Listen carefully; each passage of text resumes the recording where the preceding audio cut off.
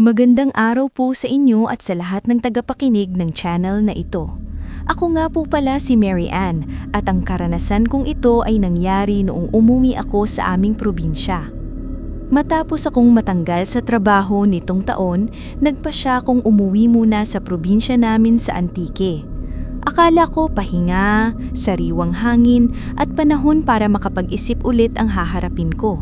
Pero pagdating ko pa lang sa bahay ni Mama, bigla kong naramdaman na tila may bumabalot na bigat sa paligid. Hindi ko iyon agad pinansin, marahil pagod lang ako. Pero unang gabi ko pa lang, napansin kong kakaiba ang itsura ng mga tao sa paligid, lalo na tuwing dapit hapon. Parang nagmamadali silang makauwi, nagsasara agad ng bintana at bihira ang gustong lumabas ng bahay kapag sumasapit ang ikanabing ng gabi. Sabi ni Mama, "Anak, dito ka lang sa loob kapag gabi, may gumagala kasi ulit." Hindi ko na siya pinilit magkwento, pero alam ko ang ibig niyang sabihin. Bata pa lang ako, naririnig ko na ang usapang may aswang daw sa kabilang sitio.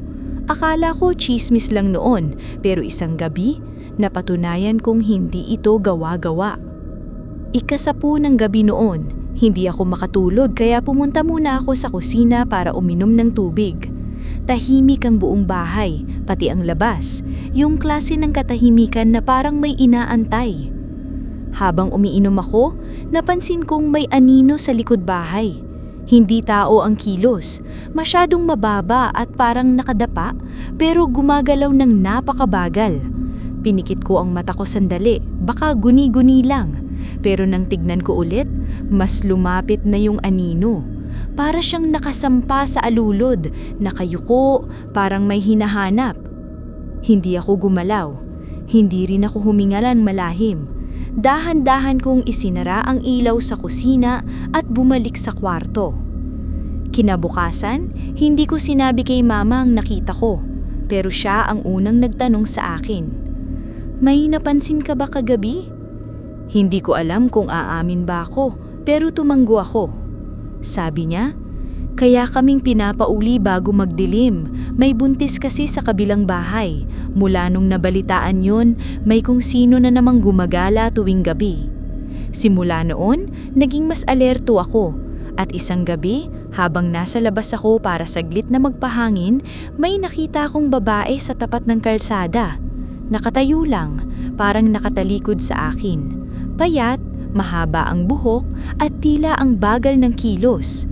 Tinawag ko, "Ate, okay ka lang?" Hindi siya sumagot. Naglakad pa ako ng kaunti pero dun ko napansin may parang umuuga sa likod niya, parang balikat na hindi normal ang galaw.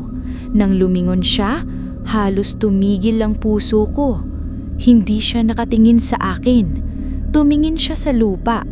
Pero ang bibig niya, parang may kinakatakman at may madilim na likido sa gilid ng labi niya.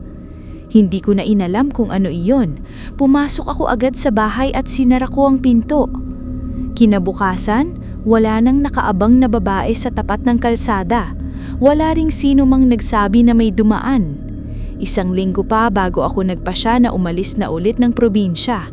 Hindi dahil sa takot, kundi dahil alam kong hindi ako taga roon na matagal.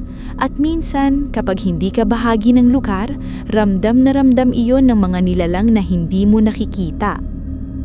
Hanggang ngayon, kapag naiisip ko yung anino na gumagapang sa alulod, yung babaeng nakatayo sa gitna ng kalsada, napapaisip ako kung may swerte akong nakalabas ng probinsya ng ligtas. At kung anuman ang gumagala tuwing gabi doon, baka hanggang ngayon, naghihintay pa rin iyon ng susunod na uuwi. Hanggang dito na lamang po ang aking kwento. Salamat po sa pag-ere nito at salamat na rin sa pakikinig. Hanggang sa muli, mag-iingat po kayo.